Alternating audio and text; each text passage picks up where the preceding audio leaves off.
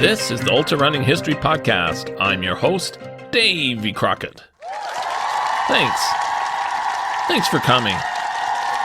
This is episode 108, continuing the history of 6-day races, running as far as you can in 6 days. Never on Sundays. Well, almost never. This episode will tell the story of the Third Astley Belt Race competed in New York City, attended by tens of thousands of spectators, which included the most violent riot ever experienced in ultrarunning. By the end of 1878, at least 41 6-day races had been held in America and Great Britain since P.T. Barnum started it all with the first race in 1875. Daniel O'Leary of Chicago was still the undefeated world champion with 10 6-day race wins. He was a very wealthy man, winning nearly $1 million in today's value during 1878. All the racing was taking a toll on O'Leary, and he had frequent thoughts about retiring. However, he still had obligations as the holder of the Astley Belt and the title of champion of the world.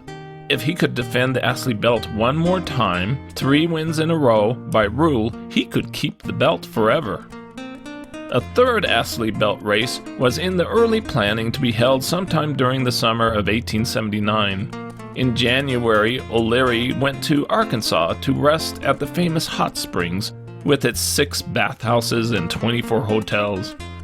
Little did he know that the Third Astley Belt Race would be one of the most impactful spectator events in New York City's 19th century history, witnessed by more than 80,000 people. It impacted thousands of workers' productivity for a week and even distracted brokers on Wall Street away from their ticker tapes. The major New York City newspapers included more than a full page of details every day that revealed the most comprehensive details ever of a 19th century 6-day race. Because of its historic importance and all the great details, this race will be presented in 2 episodes.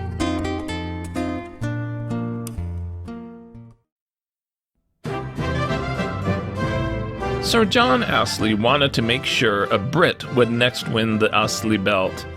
After putting on an English championship in late October 1878, he identified the best British candidate that he thought could contend with O'Leary and bring the Astley Belt back to England. His man was Charles Rowell, who had recently placed 3rd in Astley's English Championship 6-day race with 470 miles. Charles Rowell, aged 26, was born in Chesterton, Cambridge, England, and was fond of sports athletics in his childhood. He had gained some fame as a rower at Cambridge and was regarded as one of Britain's top emerging athletes. He started his running career in 1872, winning some races. In 1874, he won a 19-mile race in 1 hour and 57 minutes, and later covered 32 miles in 4 hours. He was no doubt very fast. When Edward Payson Weston first came to England in 1876, Rowell raced against him in a 275-mile track race in the Agricultural Hall in London. He mostly played the role of a pacer and completed 175 miles to Weston's 275 miles. Astley charged Rowell to get himself fit and promised to pay the expenses for him to travel to America for the Third Astley Belt Race. After a few weeks of training, Astley invited Rowell to his estate and observed his running abilities. I was satisfied that he was good enough to send over to try and bring back the champion belt to England. Prior to leaving England, it was rumored that he had covered a world record 539 miles in a private 6-day trial, but Rowell would not confirm or deny it. John Ennis of Chicago was the first runner to properly apply to challenge for the Astley Belt. Charles Harriman of Boston was the next, followed by Rowell. By the end of January 1879, O'Leary accepted the challenges and started planning for a June race. But within a few days, John Astley, the founder of the Astley Belt series, decided that the next Astley Belt Challenge would need to be held in March 1879 at New York City in Gilmore's Garden, soon to be renamed Madison Square Garden. The near-term race date came as a huge surprise to the Americans O'Leary, Harriman, and Ennis. What the? So soon? Clearly, Astley believed that Rowell was ready to be sent to America and didn't want to wait until June. O'Leary's camp stated that Astley wanted to hurry up the match because he believed O'Leary was out of shape after the match with Campana a month earlier that really trashed his feet and overall health. O'Leary, who was still at the hot springs in Arkansas, thought the decision was unfair and arbitrary, but he knew he couldn't fight it. With the surprising announcement, no additional American runners were even given time to enter. Astley was a shrewd, determined character. O'Leary gave in and said, "I am ready to walk at 2 days' notice." In mid-February, Rowell boarded the steamship Parthia for New York City with a send-off by Astley, who made sure the captain of the ship gave him great accommodations. He arrived on February 28, 1879, and O'Leary kindly met him at the dock to welcome him to America. Rowell was pleased that O'Leary greeted him.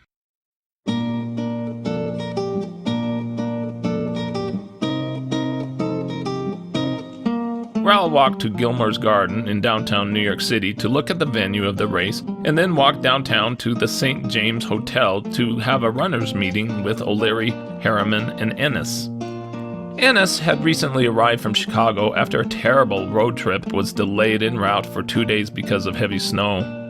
They negotiated the division of the resulting gate money of the event and set firmly the start date for the race to be on March 10, 1879. Good feelings were felt. Ennis joked that Harriman, who was over 6 feet tall, was too tall to walk against the other 3 shorter men, and suggested that he should be cut down to regulation length.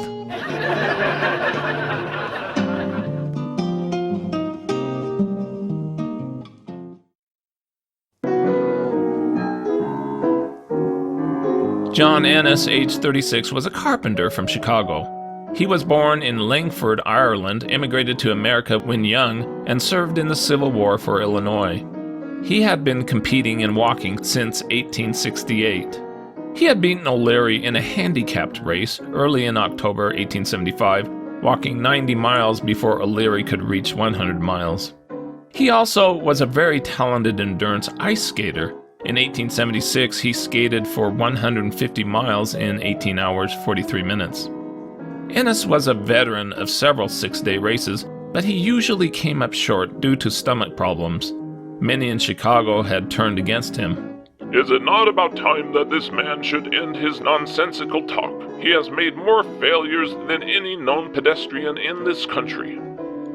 His pre-race bio included, John Ennis of Chicago, a remarkable but unlucky pedestrian who on several occasions, with victory almost in his grasp, had been forced to leave the track through sickness.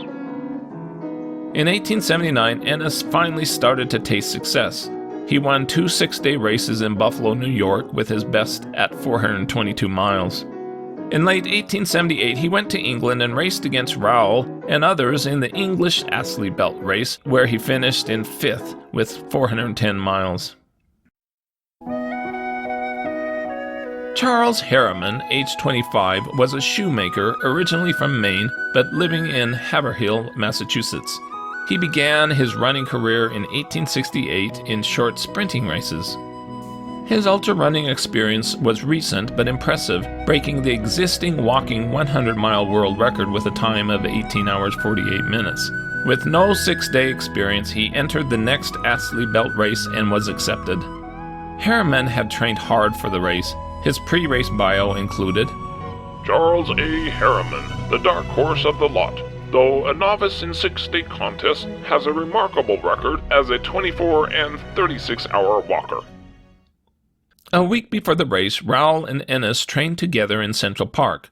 Harriman walked on the city streets for several miles and spent a little bit too much time flirting with the beautiful wife of the St. James Hotel steward, who he would run away with in the coming months, causing a big scandal.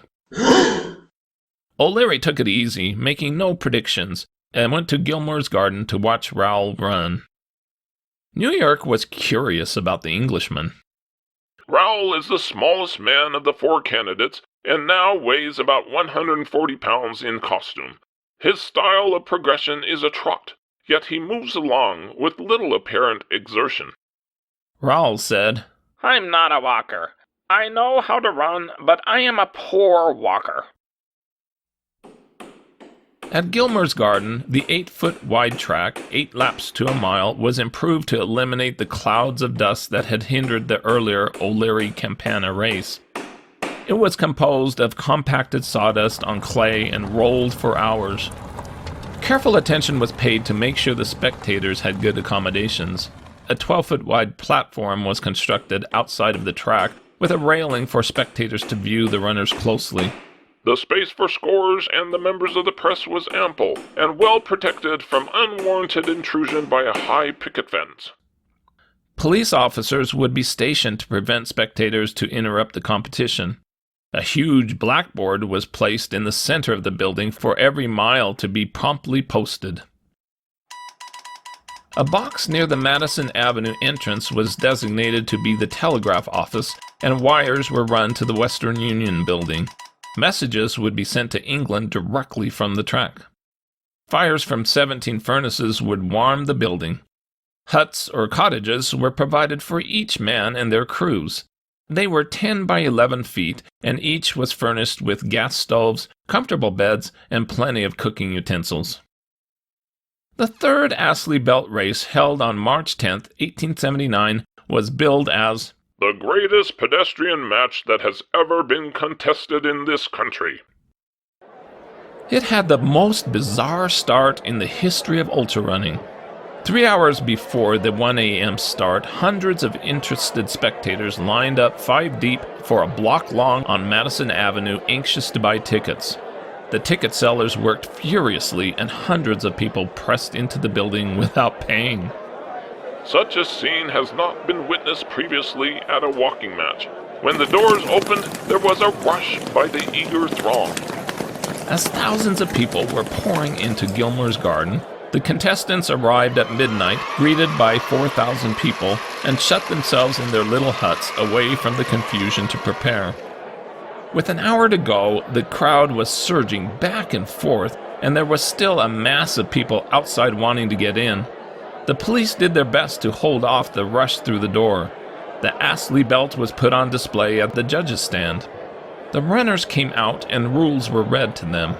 Meanwhile, the great crowd was as noisy and unruly as possible, and the brass band in attendance could hardly drown the noise made by the excited bettors. A few minutes before the start at 1 a.m., with a building full of about 10,000 people, the police closed the outer doors, greatly disappointing those who were shut out on the street. Outside, this caused a howl of disappointment and rage. "Let us in! Hey, open the door!" The 4 contestants for the belt lined up at the start line. Thousands wanted to watch the start and stood on tables and chairs and even on one another's shoulders. William B. Curtis, who founded the athletic clubs of New York and Chicago, was the starter and shouted the word, "Go!" O'Leary led the group in a fast walk, but before the lap was complete, Raoul broke out into a trot. O'Leary soon also started into a trot, and soon all 4 were running, causing a frenzy among the spectators. Then it happened.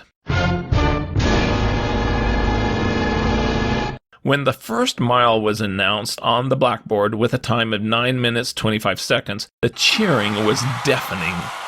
Those who were left outside the building heard the roar.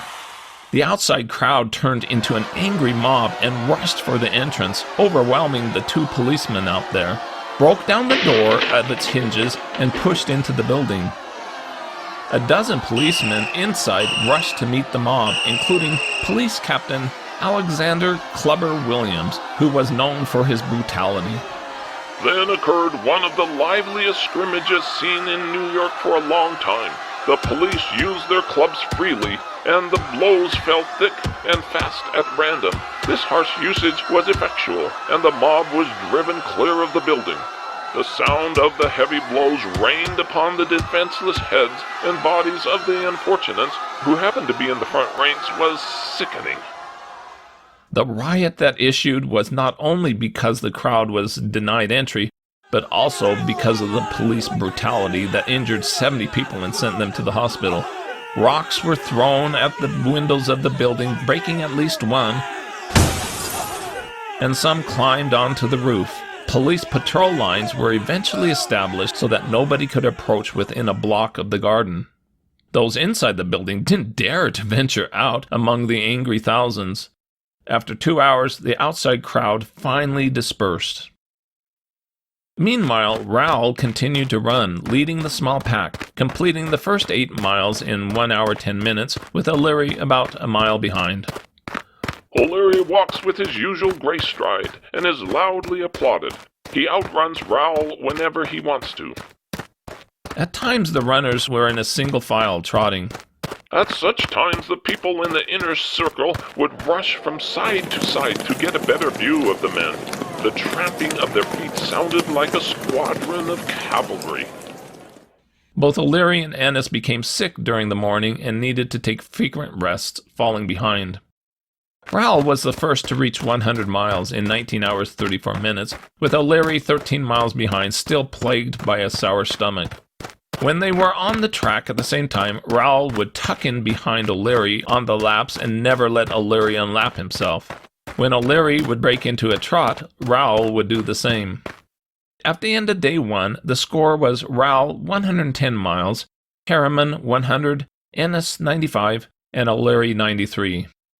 Before the race, O'Leary was the favorite among the bettors, but now Raoul was the favorite. At 2 a.m. on day 2, O'Leary was the only man on the track and was cheered by about 1,000 people who were still there. At 4:40 a.m., Raoul resumed running.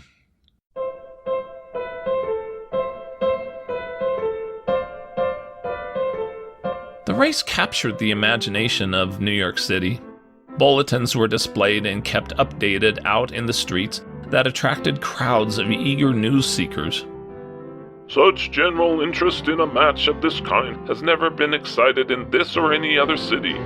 It is the one theme of town talk, and the throngs that haunt the scene of the contest at all hours of the day and night are unprecedented. The city streets were truly transformed on the blocks that housed newspaper buildings. Groups of patient and persistent onlookers remained for an hour at a time to see the next announcement placed on the board. As each hour approached, streams of people flowed in the direction of the Herald office. What's the news? Who's ahead?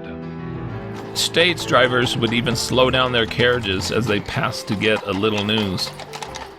Boys who could not afford a ticket would use jackknives to cut holes through a wall panel of Gilmore's garden, hoping to get a peek at the action inside. Raoul started to be referred to as the little feller and did many long runs. His handlers spent most of their time, quote, concocting mysterious drinks and messes over the small gas stove that occupies one corner of the apartment. They were very secretive and would not answer questions about how Raoul was doing. The crowd would be both inside and outside the track, and of course the only way to get from the inside to the inside from the outside was to walk across the track, which also caused a lot of problems. The track itself, of course, the men would use it as a spittoon and just spit their tobacco juice down into the sawdust track, and apparently it was pretty gross, the whole thing. The tall Harriman kept up a tremendous pace with a great swinging stride at, quote, the untiring regularity of a machine. He started to receive the nickname Steamboat. Ennis was called Honest John by his friends. While on the track, he would do a lot of running. The band was having a wonderful time, sometimes playing tunes that would annoy O'Leary. Spectators would beat time with their feet and whistle or hum in unison. Everybody was good-natured and cheery. A solid buzz kept coming up over the hall. Waiters in spotless white aprons would flit around here and there, handing foaming beer mugs to dainty, elegantly clad ladies in reserve boxes. The great overhanging balcony was alive with hardy, smoking, noisy men. Bookmen canvassed the crowd with their little red books taking bets. An enormous bar counter, 400 feet long, took up the space under the gallery. It was the equivalent of 20 to 30 bars, each with a bartender.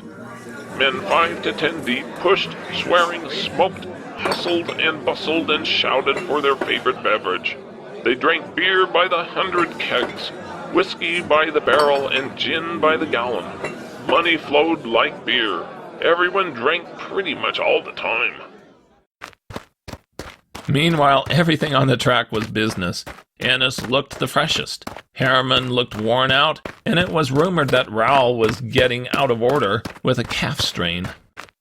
It seemed clear that O'Leary was not fully recovered from his last 6-day walk 2 months earlier. He was said to look stale, not walking with any of his old vim, holding his piston rods almost down to his knees. Harriman and Ennis encouraged him along. The crowd kept yelling, "Keep it up, Dan!" As midnight approached, a gang of gate crashers used a beam of wood as a battering ram to break down a door to get into the building. Police eventually rounded them up, arrested them, took them out of the building, beat them, and then let them go. At the end of the day, 48 hours, the score was Rowell 197 miles, Harriman 186, Ennis 173, and O'Leary 164. The crowd thinned out during the early hours of day 3. A few made beds for themselves from seats. The spectators wore a subdued look, some having their eyes closed in slumber and others yawning at frequent intervals. Dawn arrived, and the tired runners were back on the track. In the afternoon, Rowell tried to use his shadowing strategy on Harriman, running close on his heels. Harriman said, It didn't bother me. I heard the Englishman puffing pretty hard, that is all. The crowd didn't like watching these dogging antics from Rowell and yelled at him, "There's Harriman's bullpup. Come here, little doggy." They encouraged Harriman to get a leash for his new dog. Then to Rowell yelled, "Why don't you jump on his shoulders? Get him to tote you around, little boy." But the main story of the day on the track was O'Leary's demise. He reached his 200th mile, but his pace was terribly slow, with, quote, some feeble spurts which were like the efforts of a drowning man to surmount the waves. It was obvious that he had broken down, as he could hardly walk a single yard without swerving back and forth. The crowd gave him silent respect. His attendants wore sad faces. His backer admitted that O'Leary wasn't in good shape for the race, still not recovered from his last one. He still tried to plod along courageously, but during mile 216, he had to stop 3 times. He was about 35 miles behind Rowell. O'Leary was sealed with violent pains and strange sensations that some believed that a bribed trainer had poisoned him. The crowd was hopeful that he would return and in unison gave 3 cheers for O'Leary. The doctor determined that his health had declined beyond the ability to continue. O'Leary eventually came out, walked to the judge's stand, and said, Gentlemen, I have finished. He would be giving up the Astley Belt. An evening news story was published, and newsboys went to every part of the city, theaters, hotels, squares, and secluded streets, spreading the sad news about the fallen champion. Later, a rumor spread all over the city that O'Leary was dead. Police Captain Clubber Williams confirmed the false report, stating that the champion had died at the Metropolitan Hotel shortly after he had been brought there. Then it was reported that O'Leary had died from being poisoned and that a man had been arrested. The poor hotel clerks were deluged with hundreds of inquiries, but they denied that O'Leary had even been staying there. The city coroner even dropped by the hotel in search of the body. O'Leary was eventually found at St. James Hotel, and the coroner proclaimed, O'Leary never looked better in his life.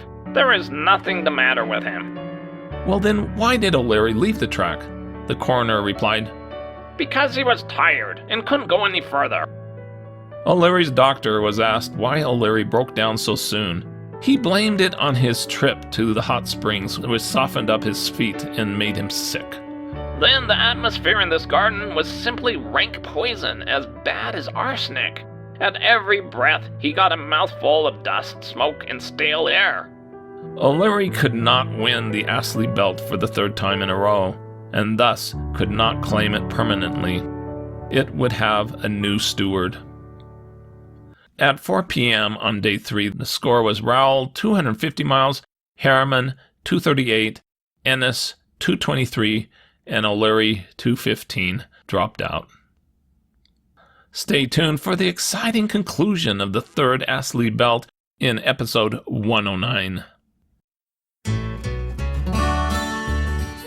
With that, this is Davy Crockett, and this is the Ultrarunning History Podcast. I hope you run fast and far, enjoy life, get outdoors, and most of all, stay safe and don't take unnecessary chances.